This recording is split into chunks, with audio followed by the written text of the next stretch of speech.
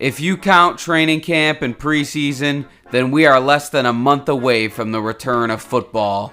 If you don't, I get it, but then you're about 2 months away. And I felt like it was perfect time for me to go over if the Dolphins are really Super Bowl contenders, or is the media just dangling their cocks in front of our face so we could all get all excited just to have another great letdown. Well, in my life experience, this is the most hype the Miami Dolphins have had since my entire life. I started watching them in about 2005, and I started really comprehending the game somewhere around 2009. So, Chad Pennington, Chad Henne, Ryan Tannehill. That's all I know.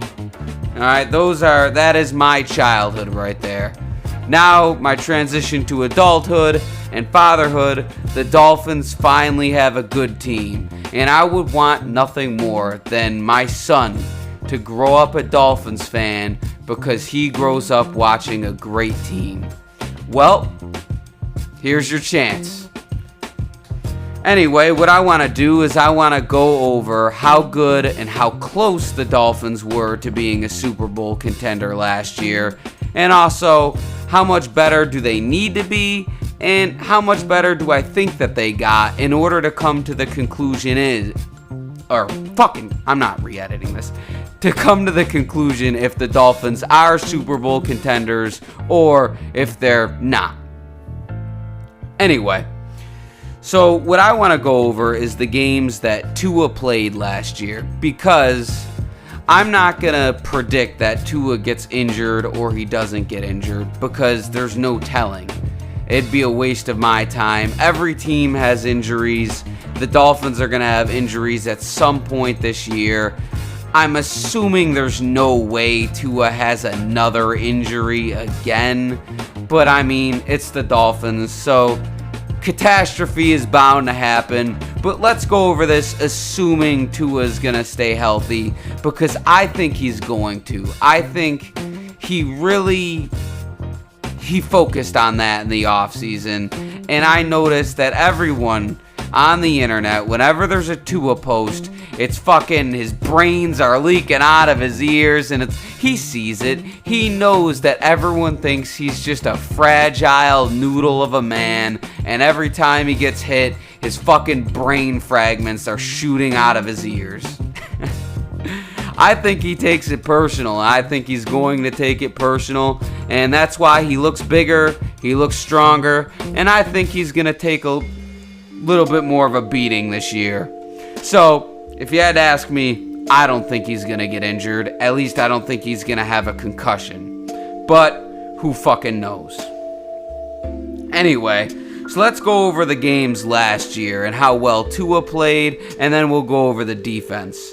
So in weeks 1 through 3, we played New England, Baltimore, and Buffalo. That's a pretty juggernaut start. I mean, New England, that's no bullshit. Their defense is always good. And Baltimore, Lamar Jackson was looking like an MVP at the time. And Buffalo, obviously Super Bowl contenders the past few years. They're just never going to get there, though, Bills fans. They're never going to get there. And every year I'm going to laugh at your pain. But anyway, in those 3 games, Tua went 3-0, and he looked like an MVP caliber quarterback.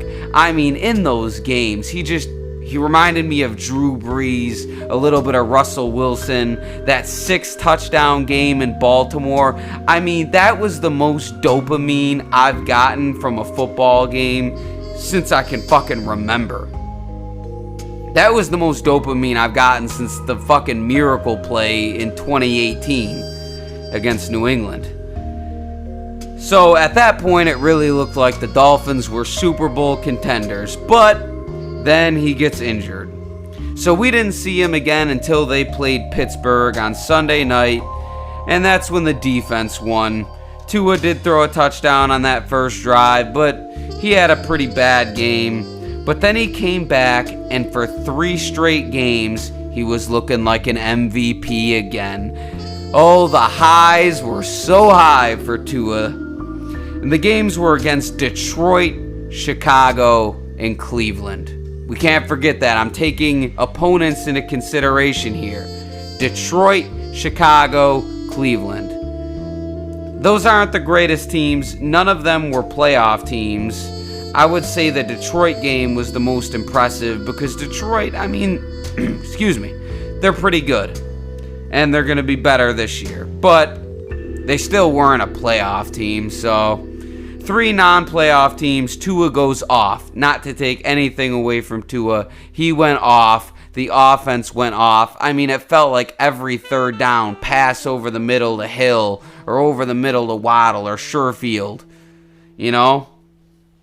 But we have to also acknowledge in these games, the defense struggled in all of these games except for the Cleveland game.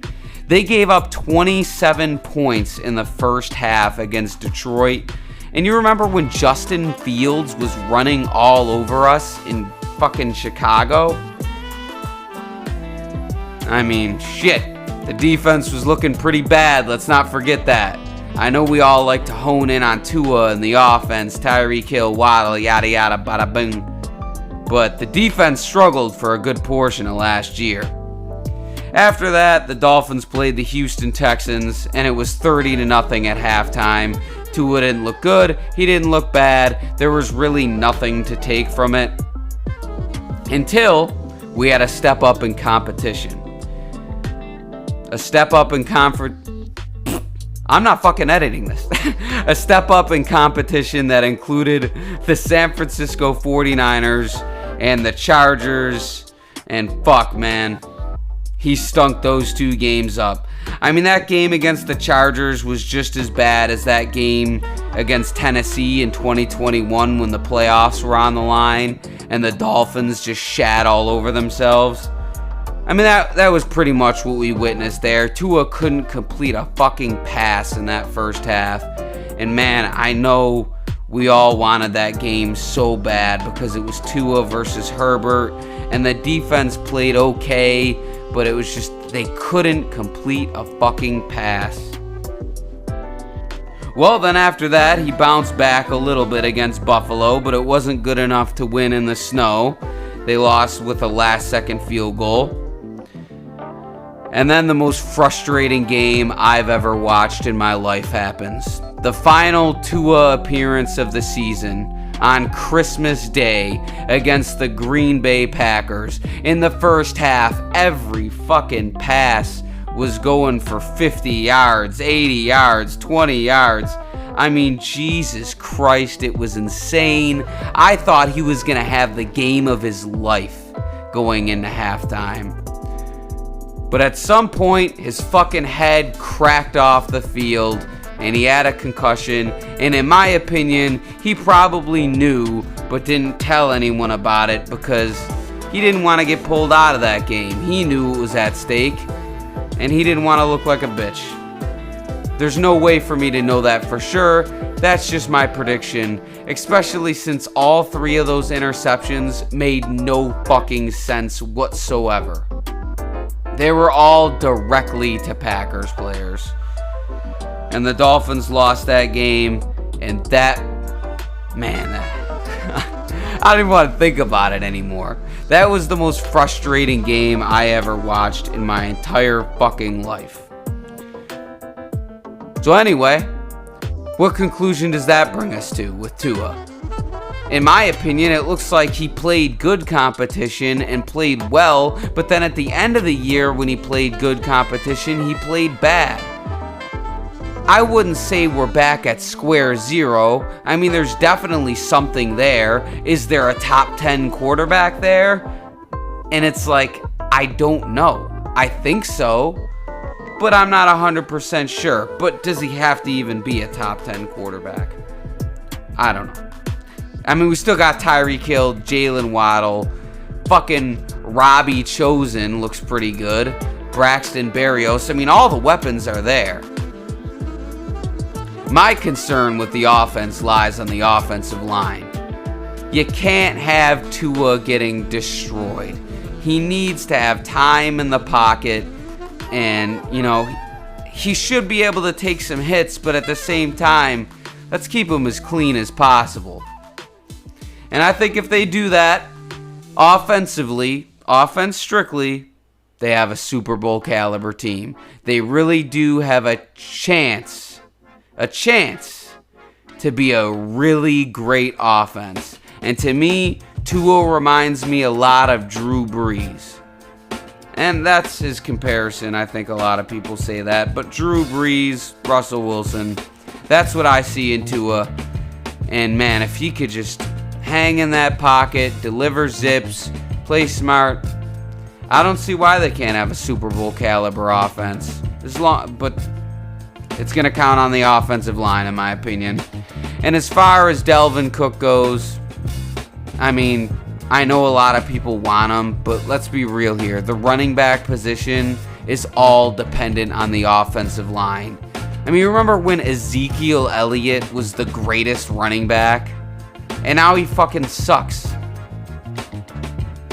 Running back is a disposable position, and I know people find it fucked up that they don't get paid how they deserve, and I agree. They should get paid more, but at the end of the day, the reason they don't is because it's an interchangeable position. It's Dalvin Cook. It's not Derrick Henry. It's not Saquon Barkley. It's not Christian McCaffrey we're talking here. It's Dalvin Cook, who's a good running back, but I wouldn't pay him too much.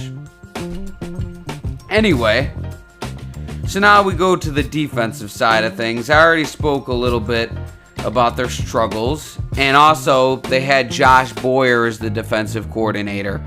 That was left over from Brian Flores, and this year they bring in Vic Fangio, who is going to run a completely different defense. I mean, for the past few years, we've gotten so used to the zero blitz, where it's like, fuck covering anyone, let's just blitz everybody and count on the quarterback doesn't have time to throw it. And there were a couple games there where that shit was genius. In that playoff game against Buffalo, it looked pretty genius. There was that game in 2020 against the Rams where they just fucking destroyed them. They picked off Patrick Mahomes 4 times, I think it was. It was 3 or 4. I mean, there were some times there where that defense looked great. But also, this year specifically, and there were a ton of injuries. Can't understate the fact that I know we hype up Kader Kohou, and he's good for an undrafted free agent, but fuck, that man can't cover anyone without holding them down the field. He doesn't turn around for the ball 90% of the time, and I can't blame him. He's a fucking undrafted free agent. Alright, I'm counting on this year Xavier Howard, Jalen Ramsey, and Nick Needham to be the starting corners. That's just me. Noah Igbenogany was even starting there for a while, and we all know the legend of Noah Igbenogany. He did pick off Kenny Pickett, though, to seal that win against Pittsburgh, so I'll always love him for that. So where does this leave the Dolphins as far as being Super Bowl contenders? What are the odds they do the unthinkable and actually win the Super Bowl? Because to me, that's what I've been thinking about. I think that there is a real shot that they do win the Super Bowl. Like, for real. I'm not really being delusional here. I swear I'm not being delusional. I mean, fucking just trust me. Alright, I might be being a little bit delusional. Alright, but I'm really excited. And this is the first time in my life, other than the past couple years, where I've really been excited for a fucking season, because I think there's a real chance that I watch them win the Super Bowl. I mean, think of it this way. They haven't won since 1972. Who was that? 50-something years ago? They're due for one. It's gotta happen at some point. It's not like they're a cursed franchise. It's gotta happen, right? At some point. What better time than now? What better season than this year? You got the Jets taking their one shot with Aaron Rodgers. You got the Bills headed downhill. You got the Patriots with Mac Jones. I mean, who gives a fuck? I mean, who do you gotta beat? Well, you gotta beat Buffalo, Cincinnati, and Kansas City. Those are the teams you guaranteed need to beat in order to win the Super Bowl. Well, Buffalo seems like the least intimidating of those three teams, as last year the Dolphins beat them in Miami, almost beat them in the snow, and then almost beat them with Skylar Thompson. Not trying to make excuses, Buffalo did win those games and deserved to win them, but if Miami gets a little bit better on offense and defense, they should be able to beat the Bills when it matters. And then we move up to Cincinnati, who, when they went to Buffalo in the playoffs, seemed fucking unstoppable. I mean, it felt like Joe Burrow couldn't miss. And for the Dolphins to beat the Bengals, they're going to have to step up big time on defense. Big time, because they have a lot of weapons.